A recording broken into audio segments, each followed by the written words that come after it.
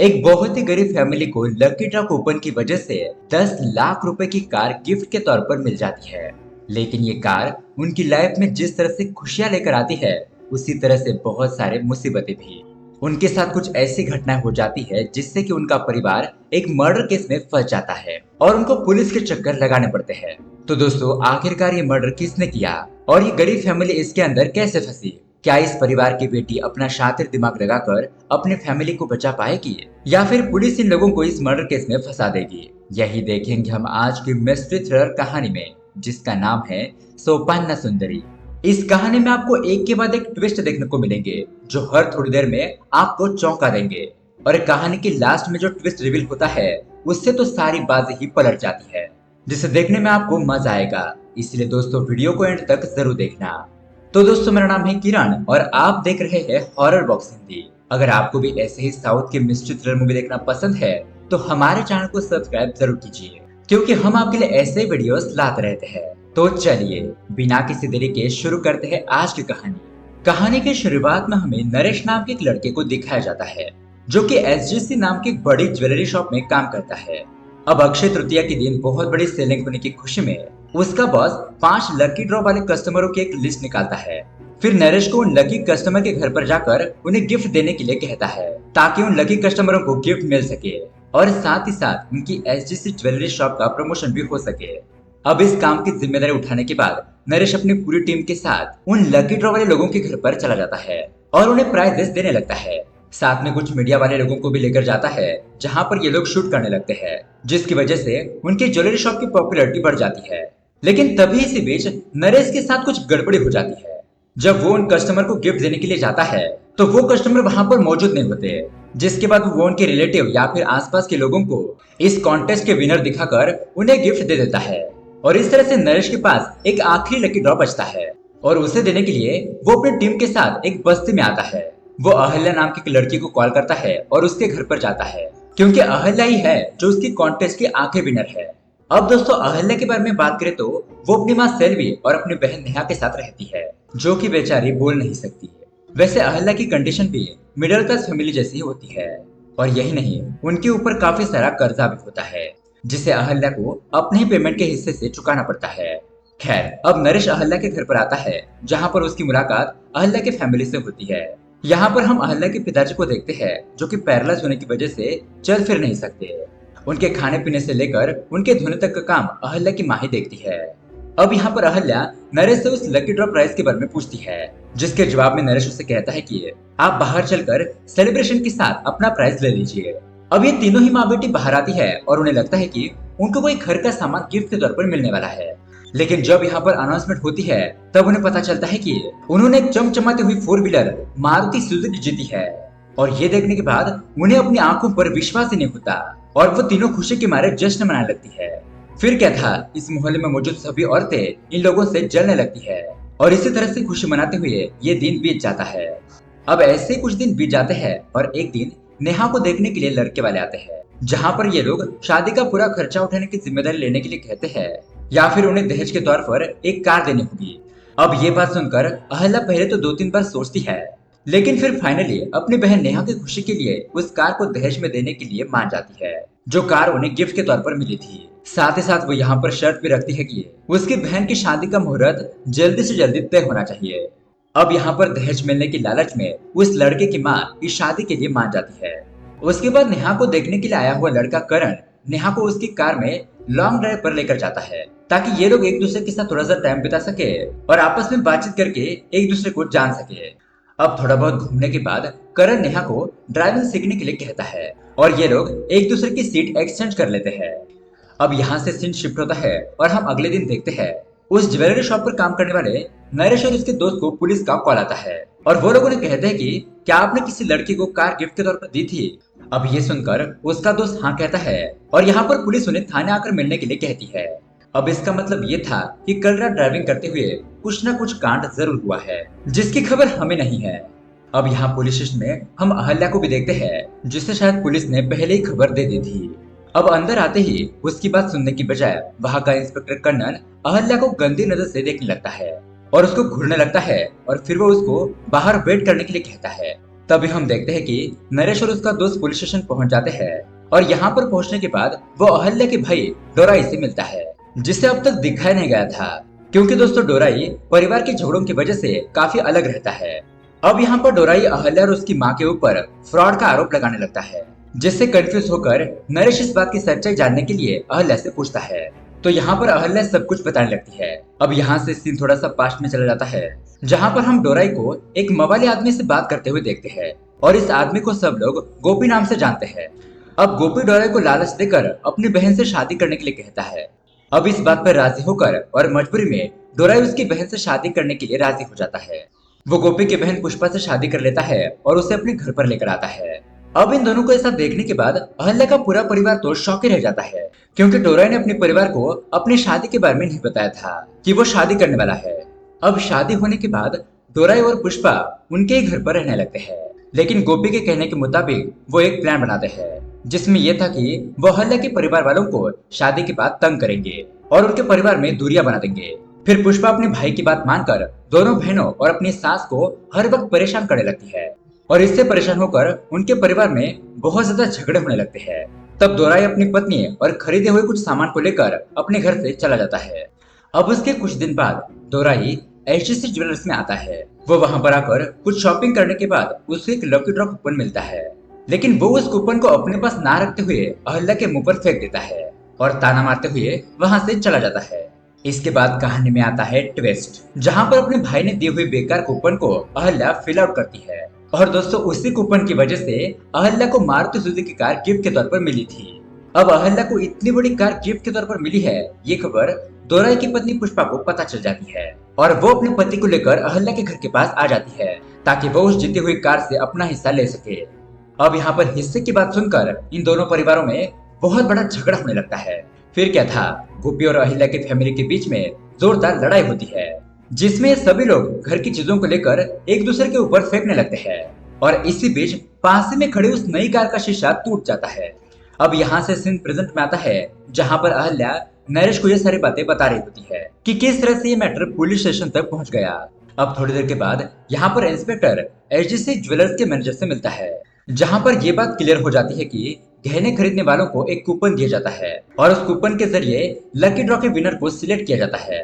लेकिन यहाँ पर एक्चुअली हुआ यह था कि गहने दुराई ने खरीदे थे, लेकिन उसने लकी ड्रॉ के ऊपर ध्यान न देते हुए उस कूपन को अहल्या को दे दिया ताकि उस कूपन से मिलने वाले 1-2 हजार का सामान अहल्या को मिल सके।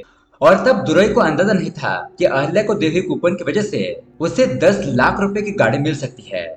अब उसके बाद इंस्पेक्टर उन 10 लाख रुपए में से 1 लाख रुपए अहल्या के परिवार को देने के लिए कहता है, लेकिन यहाँ पर डोराई गोपी से कहता है कि जिन गहनों को मैंने खरीदा था उनका बिल तो मेरे नाम पर मौजूद नहीं है, यानी कि अब वो कार उन्हें मिलना बहुत ज्यादा मुश्किल है। दरअसल यहाँ पर बात ये होती है कि अहल्या उस ज्वेलरी शॉप में काम करती है और इसी कारण की वजह से डोराई को हर बार डिस्काउंट मिलता है और यहाँ से वो ज्वेलरी खरीद कर लोगों को बेचता है और अच्छा खासा कमीशन कमाता है। और शायद इसी वजह से गहनों को उसके पास कोई भी बिल नहीं था, जिस वजह से वो अब यहाँ पर पूरी तरीके से फंस जाता है। अब गोपी के पूछने पर डोराई उसे कहता है कि उस दिन खरीदे हुए गहने उसने एक बूढ़े आदमी को दे दिए थे। तो अब डोराई और गोपी उसके घर पर निकल जाते हैं। तो दूसरी ओर यहाँ पर ये तीनों माँ बेटियां परेशान हो चुकी थी कि उन्हें कुछ हिस्सा मिल पाएगा या नहीं। और ये बात सुनकर नेहा तो रोने लगती है, क्योंकि उस कार की वजह से उसकी शादी तय हुई थी और ऐन मौके पर वो करण भी वहाँ पर पहुंच जाता है और तभी वहाँ पर वो कार को ना देखते हुए जोर जोर से चीखने चिल्लाने लगता है। अब इसी बीच अहल्या रोती हुई नेहा से पूछती है कि आखिरकार तुम इतना ज्यादा रो क्यों रही हो। अब इसके जवाब में नेहा उन्हें इशारों के जरिए बताने लगती है कि उस रात उनके साथ क्या हुआ था। अब यहाँ से सीन फिर से पास्ट में जाता है और हम उस रात का नजारा देखते हैं जहाँ पर करण नेहा को लॉन्ग ड्राइव पर लेकर चला गया था। वहां पर वो नेहा को ड्राइविंग सिखा रहा था, लेकिन तभी अनजाने में नेहा से कार की स्पीड बढ़ जाती है और कंट्रोल छूटने की वजह से उनकी कार एक भिखारी को टकरा जाती है और वो भिखारी वहीं पर मर जाता है। अब उसके बाद क्या था, वो दोनों बहुत ज्यादा डर जाते हैं और इसी डर के मारे वो उस लाश को डिक्की के अंदर रख देते हैं और पुलिस से बचते हुए अपने घर पर आ जाते हैं। मतलब कि अब उस कार के डिक्की के अंदर एक आदमी की लाश है। उसके बाद करण और नेहा डिसाइड करते हैं कि अगली सुबह होते ही हम इस कार के अंदर मौजूद लाश को कहीं गाड़ देंगे और इस मैटर को यहीं पर सॉल्व कर देंगे। अब इतना बड़ा कांड सुनने के बाद अहल्या और उसका परिवार पूरी तरीके से शॉक हो जाता है और उन्हें डर लगने लगता है कि अगर पुलिस वालों ने उस डिक्की को ओपन करके उस लाश को देख लिया तो उन सभी लोगों को जेल जाना पड़ेगा। अब उसके बाद अहल्या अपने दोस्त से मिलने के लिए चल जाती है जो उस ज्वेलरी शॉप की बिल्डिंग डिपार्टमेंट में काम करती है।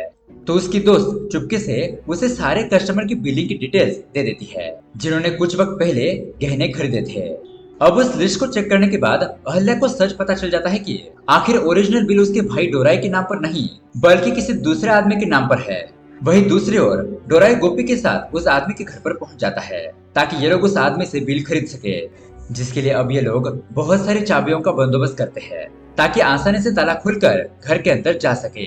अब गोपी अपने 2-4 साथियों को उसके घर के अंदर तलाशी लेने के लिए भेजता है ताकि वो लोग उस घर के अंदर जाकर उस बिल को हासिल कर सके। वहीं दूसरी तरफ हम देखते हैं अहल्या भी अपनी माँ के साथ उस बूढ़े आदमी के घर पर पहुंच जाती है।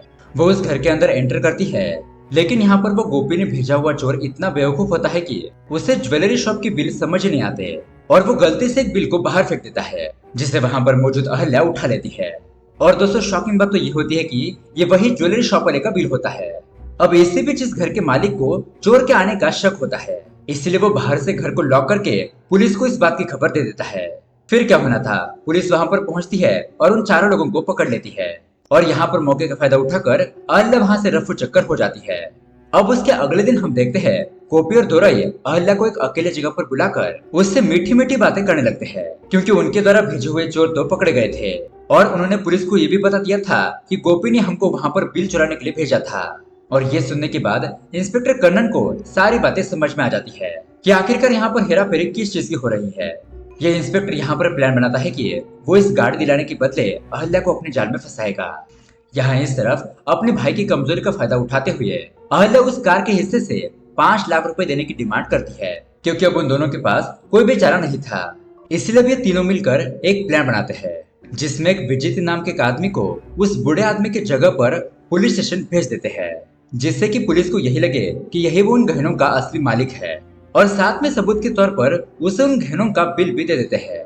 उसके बाद इंस्पेक्टर कर्नन इसकी पूरी जांच पड़ताल करने लगता है और इसी बीच वो अहल्या को कॉल करता है। ये पुलिस वाला इस केस को पास करने के बजाय अहल्या के साथ अश्लील बातें करने लगता है और उसके साथ फिजिकल होने की डिमांड करता है, तभी वो इस केस को क्लोज करेगा।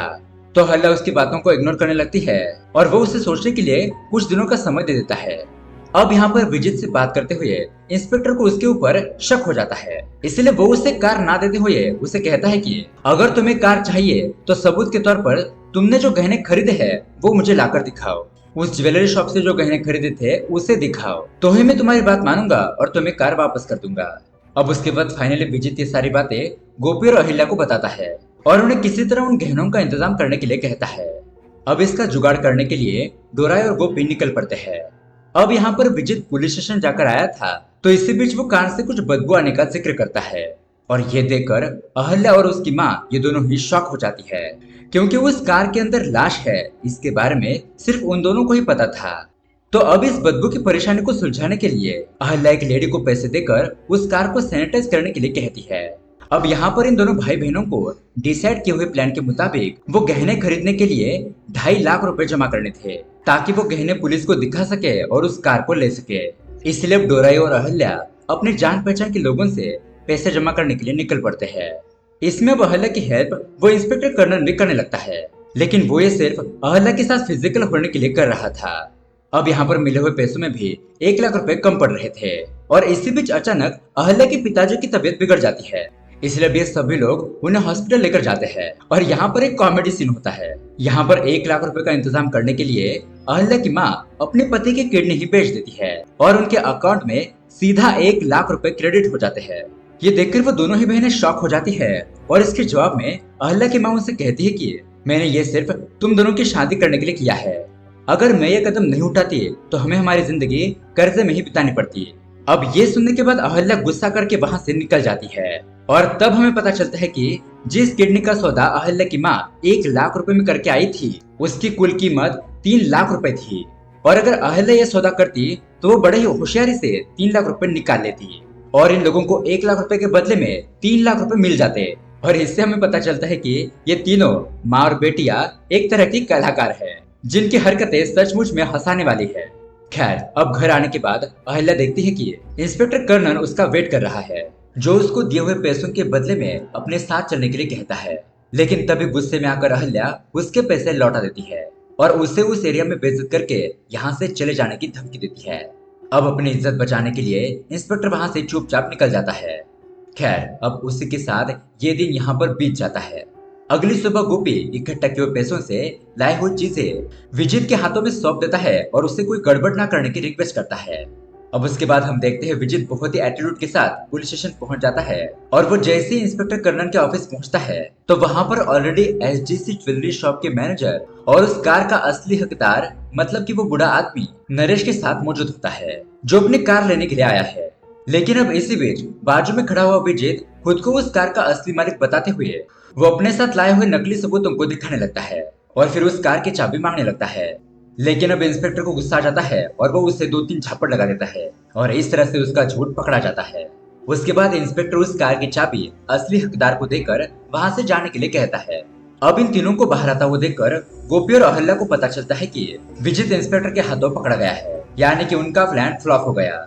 लेकिन जैसे ही डोराई की नजर कार को ले जाने वाले आदमी पर पड़ती है तो वह समझ लेता है कि यह उस कार का असली मालिक है ही नहीं और ना ही उसने इस आदमी को गहने बेचे थे। अब इस बात का पता लगने पर गोपी उस आदमी को मारने के लिए उसका पीछा करता है और रास्ते में उसे रोककर उसे जान से मारने की कोशिश करता है। लेकिन यहाँ पर होता यह है कि इंस्पेक्टर कर्नन भी उनके पीछे पीछे आ जाता है और गोपी को रोककर उस आदमी की जान बचा लेता है और गोपी को गिरफ्तार भी कर लेता है।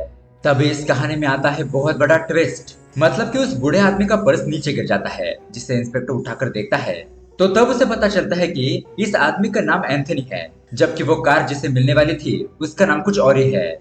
उसके बाद इंस्पेक्टर को पता चल जाता है कि ये जो बूढ़ा और गंजा आदमी कार के मालिक होने का दावा कर रहा है वो भी एक फ्रॉड ही है, इसलिए इंस्पेक्टर उसे भी दबोच लेता है।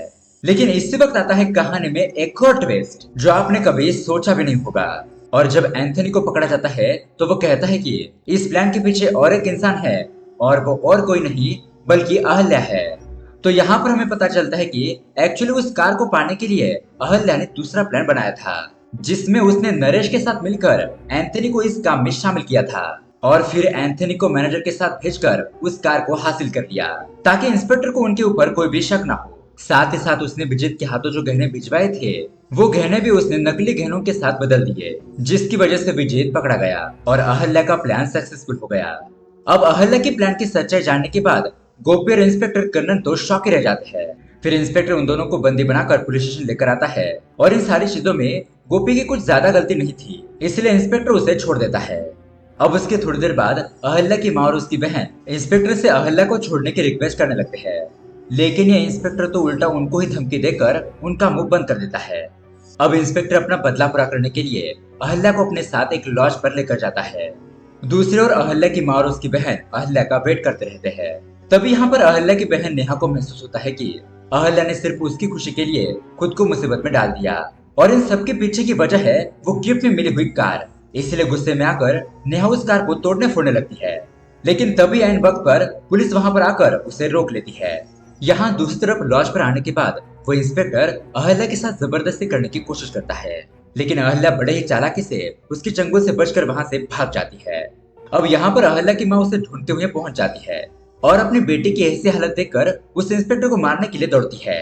लेकिन तभी यहाँ पर अहल्या अपनी माँ को रोकती है और उस इंस्पेक्टर को धमकी देते हुए कहती है कि जिस वक्त तू मेरा रेप कर रहा था उसी वक्त मैंने एक मोबाइल के जरिए तेरी वीडियो बना ली थी, इसलिए अगर तू गिरफ्तार होने से बचना चाहता है तो मुझे मेरे गहने और गाड़ी दोनों ही लौटाने होंगे, नहीं तो मैं तुम्हारे ऊपर रेप केस फाइल कर दूंगी और इस वीडियो को सोशल मीडिया पर वायरल कर दूंगी। सोच ले अब तुझे क्या करना है।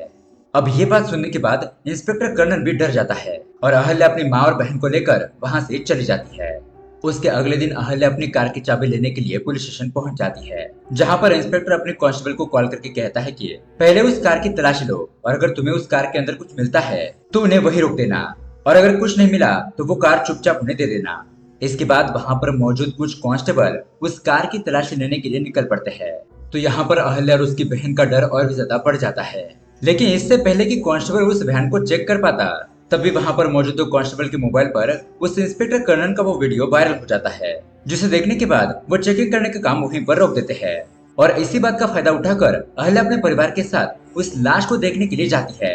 लेकिन वो लाश तो वहां से गायब और वो तीनों ही सोच में पड़ जाती है कि आखिरकार लाश गई तो कहाँ गई।